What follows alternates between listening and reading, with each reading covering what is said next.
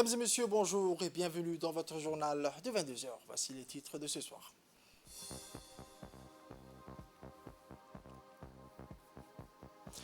Au port portique, des portiques de dernière génération, Djibouti révolutionne l'efficacité portière en Afrique.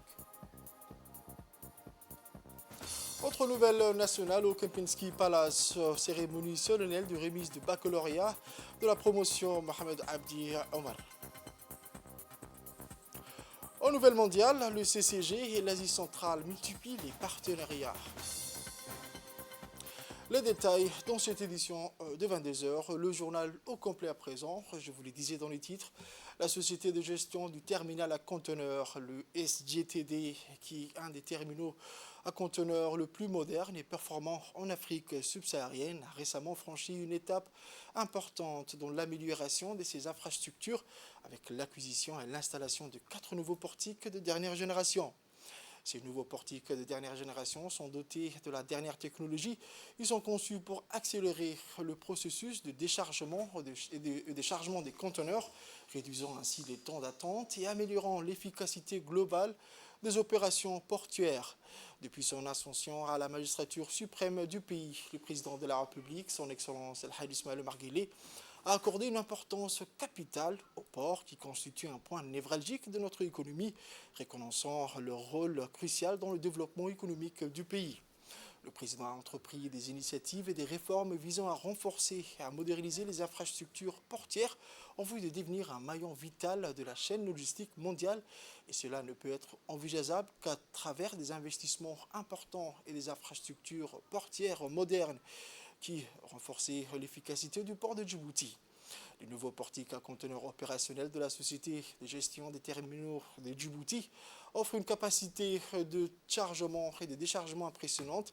Ces portiques de dernière génération permettront de décharger environ 30 conteneurs par heure, soit en moyenne environ plus de 480 tonnes. Cette acquisition permettra au terminal d'accueillir les plus grands navires du monde. Ces portiques polyvalents sont équipés pour manipuler des conteneurs de 20 pieds à 40 pieds, répondant ainsi aux exigences de déchargement des navires de la flotte des dernières générations. Ces investissements permettront incontestablement d'améliorer le classement de notre pays sur la scène internationale.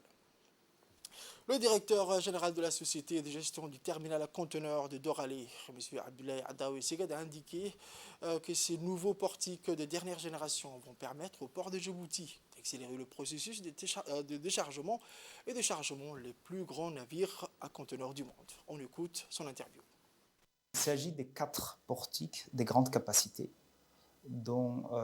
qui ont pris à peu près 3 ans entre la date de commande et leur date d'arrivée.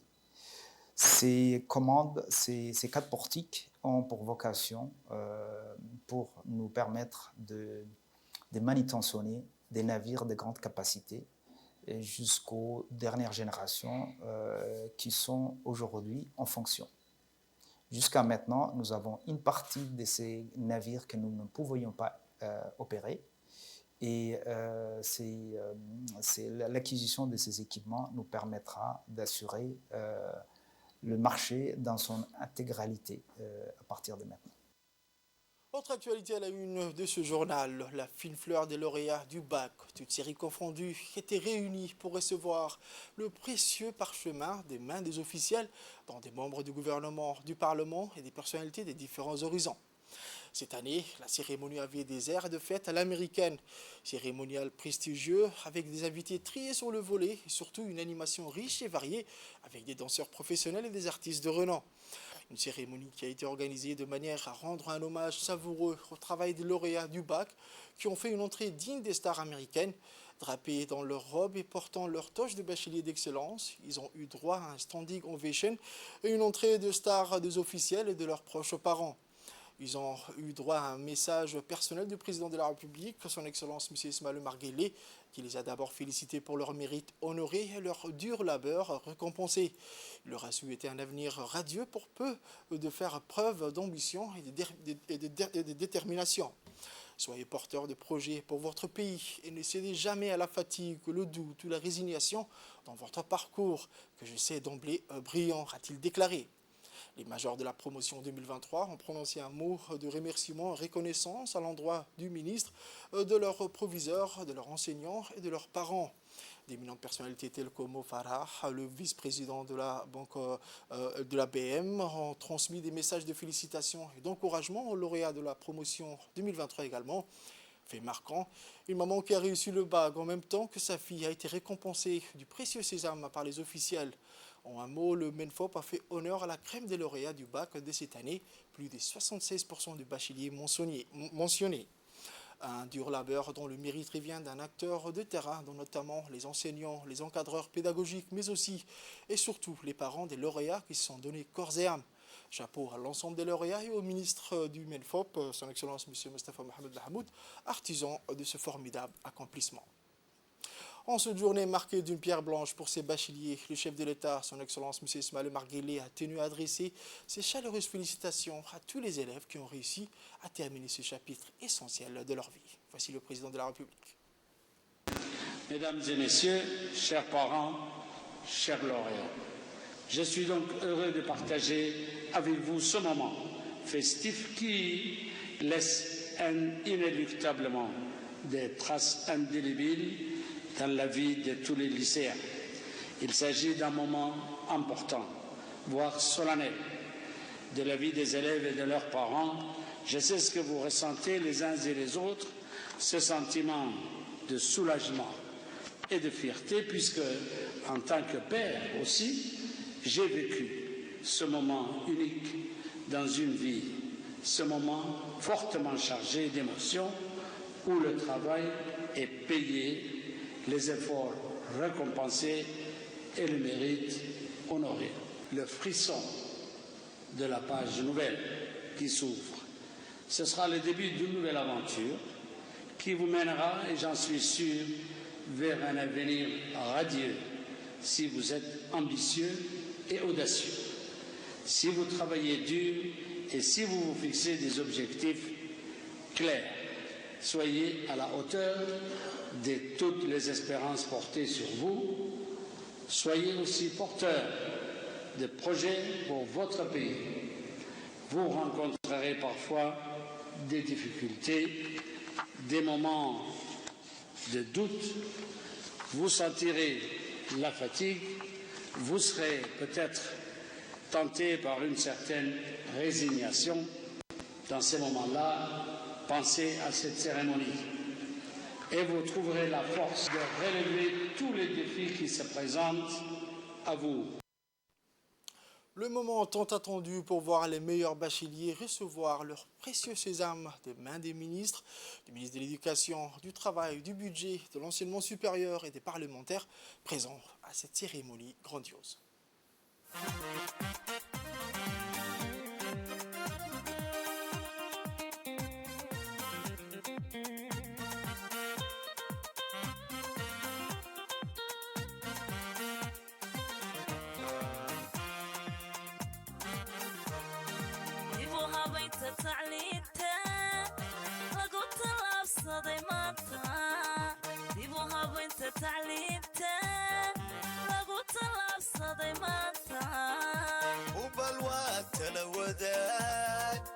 عقبدي هرتقنايه استعماركو نوغا تغي سيانوغا تلو نبا تسمع وعالوغا تغي سيانوغا تلو نبا تسمع وعالوغا تغي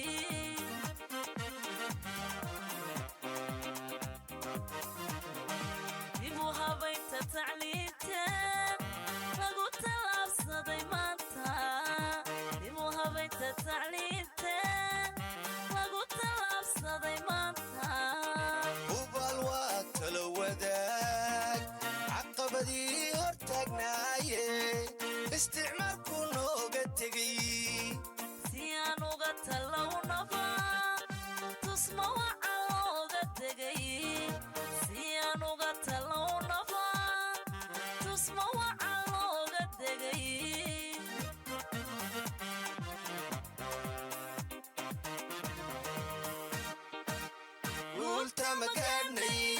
قلت مكاني لا بعد طمنار guultama gaadhnay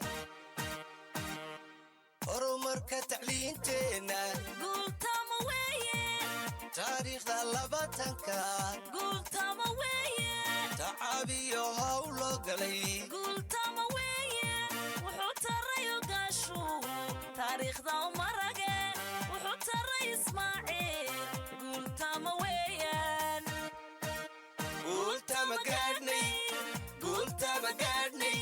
labada tobnaad guultama gaadhnay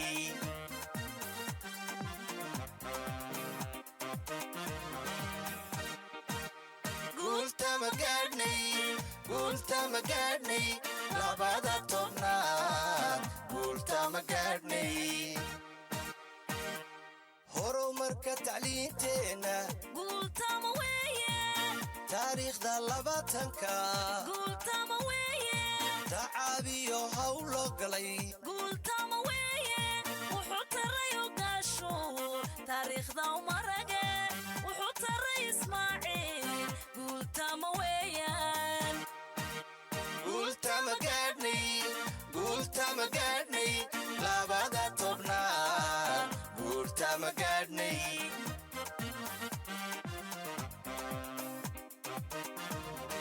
fursadaha tacliinteenna sina loo tixgeliyo macallimiin u tababaran tayadoodu wacan tahay in la tabageliyaba tusma waca looga tegay in la tabageliyaba tusma waca looga tegay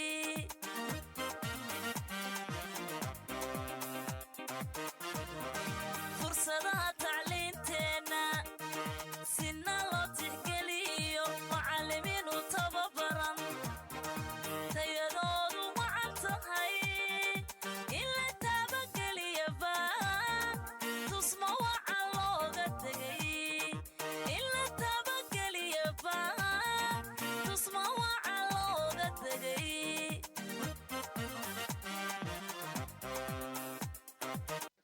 C'est avec une immense fierté et une profonde gratitude que je me tiens devant vous aujourd'hui en tant que major de la promotion baptisée promotion Mohamed Abdi Omar. Permettez-moi de commencer par exprimer tout d'abord ma reconnaissance envers Dieu miséricordieux, sans qui cet extraordinaire accomplissement n'aurait pas été possible. Ensuite, qu'il me soit permis d'adresser mes vifs remerciements au président de la République, Al-Hajj Ismaël Omar Guelleh, qui, dès son accession à la magistrature suprême, a compris la nécessité de fonder l'école djiboutienne dont nous sommes les fruits.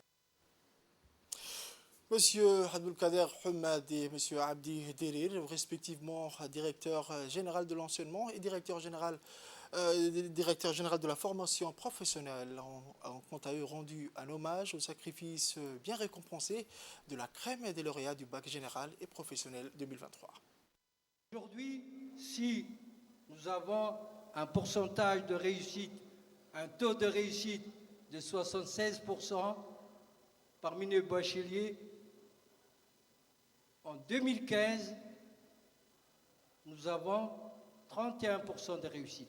Imaginez le parcours qui a été fait. Imaginez ce parcours-là. Monsieur le ministre de l'Éducation nationale, mesdames et messieurs, ces résultats ne sont pas venus comme ça au hasard. Ce sont des résultats qui ont été mis en place grâce tout d'abord au soutien du président de la République et à ses encouragements. Tout à l'heure, vous avez écouté les encouragements du président de la République et c'est grâce à ces encouragements que le ministre de l'Éducation nationale a mis une politique éducative qui a donné ces résultats. Ça ne s'arrête pas là.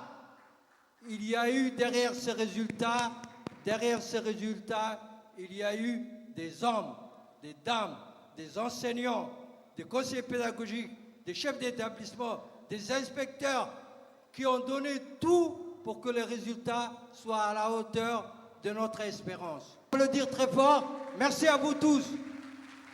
Vous voilà maintenant tous prêts à vous lancer dans le monde professionnel, équipés des compétences nécessaires pour affronter les défis qui vous attendent. Je suis convaincu que vous deviendrez des acteurs engagés et compétents, capables de contribuer au développement de notre cher pays, la République de Djibouti.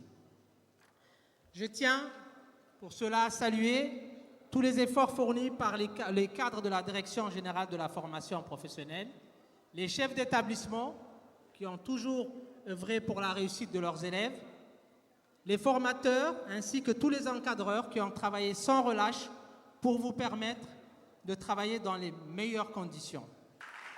Je souhaite également ne pas oublier tous les partenaires publics, privés, impliqués dans le système national de la formation professionnelle et qui ont largement contribué à la mise en place de nouveaux programmes de formation adaptés aux besoins du marché du travail. Merci à vous. Chers lauréats, donc au nom de toute l'équipe de la formation professionnelle et au nom du ministère de l'Éducation nationale, je renouvelle mes sincères félicitations à chacun d'entre vous. Que ce diplôme soit pour vous le symbole d'un avenir prometteur, riche en opportunités et en succès. Je vous souhaite à tous le meilleur pour votre avenir professionnel. Voici à présent un extrait de l'intervention du secrétaire exécutif de l'Observatoire de la qualité et des enseignements et des apprentissages, M. Khalid Abdelaziz. Le MENFOP a décidé de baptiser la promotion des bacheliers 2023. Promotion Mohamed Abdi Omar, plus connu sous le sobriquet NIRIG, c'est pour rendre un hommage posthume à un grand serviteur de l'État, un pédagogue et administrateur bienveillant, qui fut une des principales figures du paysage éducatif djiboutien, et ce, depuis plus de 4 décennies. En effet, Feu Mohamed Abdi Nirig n'était pas seulement un haut cadre du MENFOP, réputé pour son intégrité, son dévouement, honnêteté et le sacrifice de soi, mais également une personne affable et affectueuse, autant pour sa famille, ses proches et ses collègues. La communauté éducative gardera de lui le souvenir d'un grand pédagogue et administrateur qui a incarné la sagesse et qui s'est toujours acquitté avec brio, professionnalisme, dévouement et abnégation les missions et responsabilités qui lui ont été confiées durant sa longue carrière au MENFOP. Mesdames et messieurs, même si nous savons tous que l'humain n'est que finitude et imperfection, Mohamed Abdi Omar fait partie de ceux qui ont laissé derrière eux des traces indélébiles. Pourvu que son passage sur Terre serve d'exemple à nous, à ses collègues, amis et proches, inconsolables. Autre nouvelle du pays, une délégation de haut niveau conduite par le ministre somalien de la Planification, des Investissements et de l'Économie, M. Mahmoud Abdelrahman Cheikh Farah, effectue une visite de travail à Djibouti pour renforcer les relations bilatérales entre les deux nations voisines. Lors de leur visite, la délégation a été chaleureusement accueillie par le ministre des Finances de Djibouti, son Excellence M. Ilyes Moussa Dawale, en présence de ses proches collaborateurs. Parmi les personnalités présentes figurait également M. Mahdi Mohamed Djama, le directeur général de l'ADDS. Cette rencontre a offert une occasion propice pour discuter et échanger sur les voies et moyens de renforcer le partenariat entre Djibouti et la Somalie. L'objectif principal de cette visite était de favoriser les échanges d'expertise et de partager les bonnes pratiques en matière de conduite de projets de développement. Parmi les points abordés lors des discussions figuraient également des questions relatives au travail, au commerce transfrontalier, à l'investissement dans les infrastructures, au renforcement des capacités, à la collaboration dans les secteurs clés tels que l'éducation, la santé et l'agriculture. Cette visite de la délégation somalienne en terre djiboutienne marque une étape significative dans les relations bilatérales entre les deux pays. Elle témoigne de la volonté commune de promouvoir la coopération économique et sociale pour le bénéfice mutuel de leurs peuples respectifs. Le ministre de la Planification des Investissements, M. Mahmoud Abdelrahman Cheikh Farah, a exprimé devant nos micros sa satisfaction quant au niveau des relations fraternelles historiques entre les deux pays et les deux peuples frères. Louant le rôle également joué par la diplomatie djiboutienne dirigée par le président de la République, El-Hadj Ismaïl Omar Guelleh, dans la Corne de l'Afrique. Il s'est réjoui de l'accueil qui a été réservé à lui et à sa délégation. Il a souligné ainsi que cette visite a pour objectif de favoriser les échanges d'expertise, de partager les bonnes pratiques dans la conduite des projets de développement. Enfin, il a exprimé son souhait de bénéficier de l'expérience et de l'expertise de la République de Djibouti sur la question du développement social. De son côté, le ministre des Finances de Djibouti, son Excellence M. Ilyes Moussa Dawale, a salué la délégation somalienne et a réaffirmé l'engagement de Djibouti à soutenir les initiatives de développement de la République fédérale de Somalie. Bien qu'il y a entre la République de Djibouti et la République fédérale de la Somalie, c'est un lien séculaire, fraternel. Et c'est toujours un plaisir de recevoir un collègue de la Somalie, et en l'occurrence, ici, notre frère ministre Mahmoud pour ministre du Plan et de la promotion des investissements en Somalie, pour discuter du partenariat entre nos deux pays au niveau ministériel.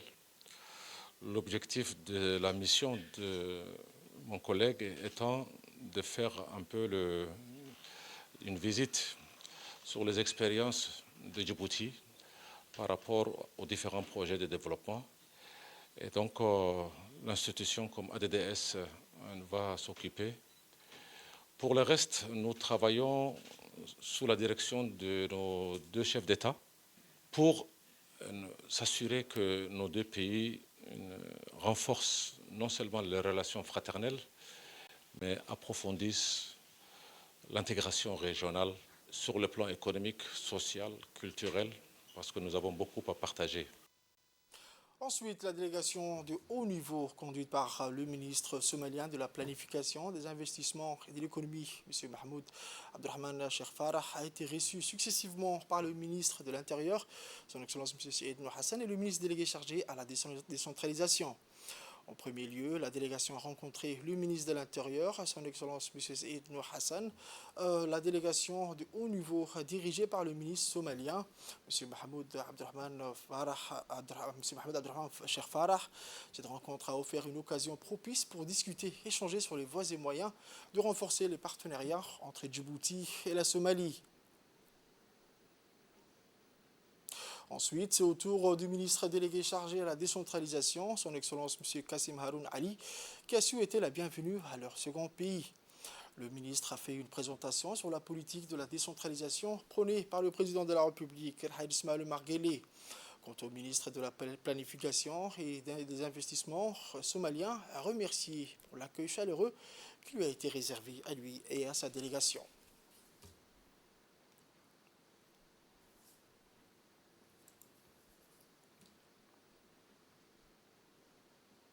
C'est dans cette même optique que la délégation somalienne du haut niveau, conduite toujours par le ministre de la Planification et de l'Investissement, a eu une rencontre avec l'équipe du ministère des Affaires sociales en présence du secrétaire général du ministère des Affaires sociales et des Solidarités.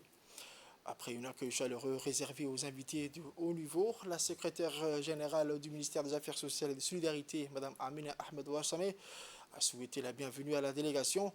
Ensuite, le directeur des affaires sociales, M. Mohamed Awale, a fait une présentation sur les champs d'action et les multiples interventions exécutées par le ministère sur la protection et du développement social, notamment les personnes âgées, les personnes à besoins spéciaux et les orphelins.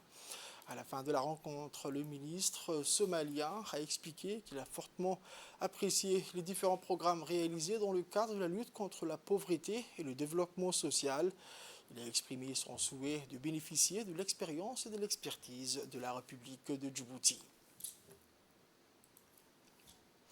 Autre actualité de ce journal, ce matin à l'état-major général des armées, l'hôtel des officiers Hassan Bassoum Hassan, le chef d'état-major général des armées, le général de corps d'armée, le général Zakiri Cheikh Ibrahim Bor, a reçu une visite de courtoisie de l'ambassadrice de l'Union européenne à Djibouti et auprès de l'IGAD, son Excellence Mme Sylvie Tabès.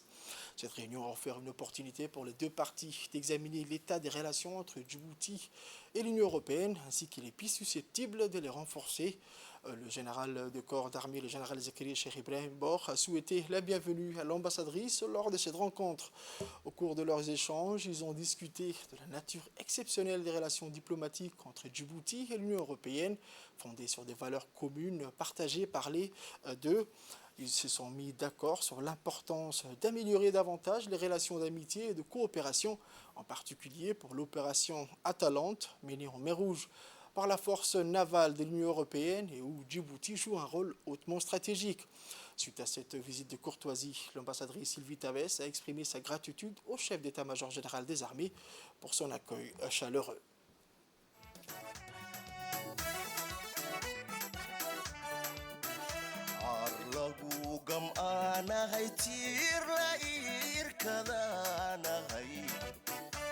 adiga haadantaanay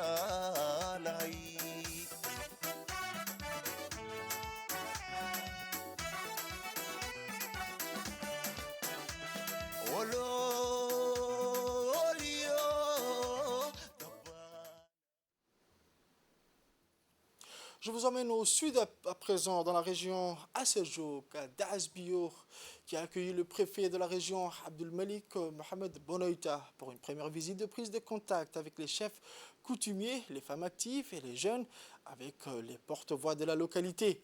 Dans son déplacement, le représentant des pouvoirs publics était accompagné par une forte délégation composée de la préfète adjointe Mme Saïda Wabri et les députés Abdi Khairoubouh, le doyen des parlementaires régionaux et nationaux Omar Ahmed Waïs, du vice-président du conseil régional et président par intérim M. Nouh Saïd Geldon. À peine arrivés, les visiteurs de marque ont été introduits dans une salle du centre communautaire de développement du village où le préfet a été convié à dévoiler le contenu d'un héros confectionné de paille en élevant son grand couvercle dont la grande calebasse de l'intérieur contient une spécialité culinaire traditionnelle.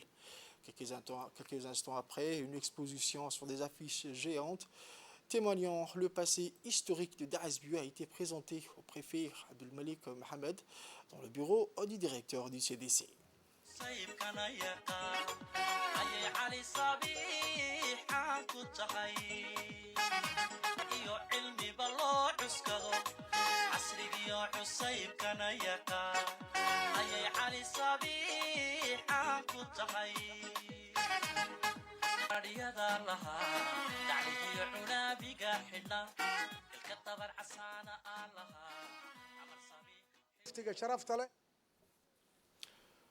Le préfet Abdul Malik Mohamed Bonoïta, devant les micros, s'est adressé en ces termes, et je cite: « Vous nous avez démontré votre talent en matière d'accueil de vos hôtes. Je vous remercie de votre accueil chaleureux et fraternel. Nous sommes au service de la population de Daasbio. Daasbio est un village historique et médiéval. Sur la route, j'ai vu de nombreux individus pratiquant l'agropastoralisme. Nous travaillerons ensemble pour faire avancer davantage le village de Daasbio. » Fin de citation. À l'issue de ces pourparlers de proximité, cette rencontre de proximité, le préfet et ses accompagnateurs ont fait immersion dans la grotte de Daasbio. Une grotte qui est l'œuvre de la nature et non de l'homme. Les premiers colons ont entreposé leur matériel. La localité de Daasbio abrite plusieurs sites historiques et touristiques comme un puits centenaire, une ancienne gare et l'ancienne caserne qui abritait les forces coloniales.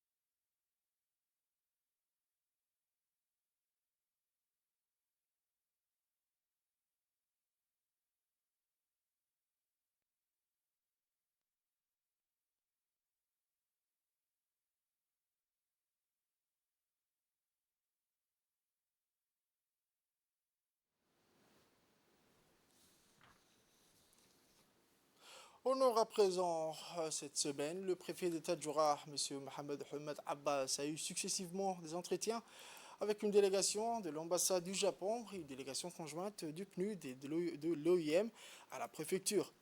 La délégation japonaise a visité le siège de l'AFT où de nombreux projets sont réalisés par la coopération japonaise et ont constaté de visu l'état d'avancement de ces travaux d'aménagement de l'escale de Tadjoura pour accueillir le nouveau ferry Mohamed Ali Gadili.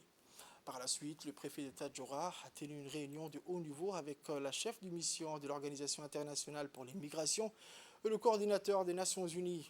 Cette rencontre portait sur les questions relatives à la gestion des migrants dans la région. La rencontre s'est conclue par l'engagement du préfet de Tadjoura à travailler en étroite collaboration avec les partenaires internationaux pour élaborer des solutions durables et garantir une gestion humaine et respectueuse des droits des migrants. Sport à présent, les athlètes djiboutiens se préparent avec enthousiasme pour les Jeux de la francophonie qui se dérouleront à Kinshasa du 28 juillet au 6 août prochain. Un événement sportif international qui rassemblera des athlètes venant des différents pays francophones et mettra en valeur les talents sportifs de la région. Parmi les sportifs attendus, les boursiers UOG suscitent une grande attention. Ces jeunes athlètes talentueux soutenus par le programme de bourses sportives mis en place par le gouvernement djiboutien ont déjà fait leurs preuves sur la scène nationale et internationale. Les Jeux de la francophonie sont une occasion pour ces sportifs de démontrer leur détermination, leur discipline et leur talent exceptionnel une fois de plus. Les disciplines dans lesquelles les athlètes djiboutiens participeront comprennent l'athlétisme, le judo, le handisport. Le gouvernement djiboutien, conscient de l'importance du sport pour le développement des jeunes, a investi dans la formation et le soutien de ces athlètes prometteurs. Physiquement, et nous espérons ramener encore plus de médailles. Les résultats ne sont menés que grâce au fonds IOG que le président a mis en place pour l'athlétisme et pour les autres sports aussi. Et c'est grâce à ce fonds que beaucoup de résultats ont changé et beaucoup de choses ont pu être réalisées.